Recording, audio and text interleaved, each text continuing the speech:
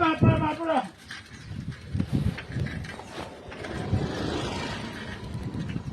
ପାମ୍ପଡ଼ ପାମ୍ପଡ଼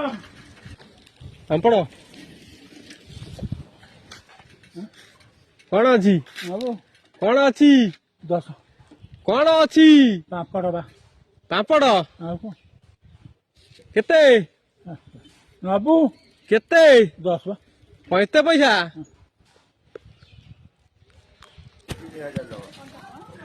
କିଏ ଦବ ପଇସା ମିଳିଯିବ କିଏ ଦବ କିଏ 3000 ଟଙ୍କା ଦବ କିଏ ହେଇଯାଇଛି କାମ ପଡ଼ିଯାଇଛି ମାର୍ଚ୍ଚ ମାସ 16 ମିଳିବ ଯୋଉ ଭତ୍ତା 1000 ତେଣୁ ଟଙ୍କା ପାମ୍ପଡ଼ ହବନି ଆଉ ଆଉ ପାମ୍ପଡ଼ ବେପାର କରିବନି ତୁ ଜାଣିଛୁ ଠିକ ହଁ ବା କହୁଛି ବା ଦବା କେତେ କେତେ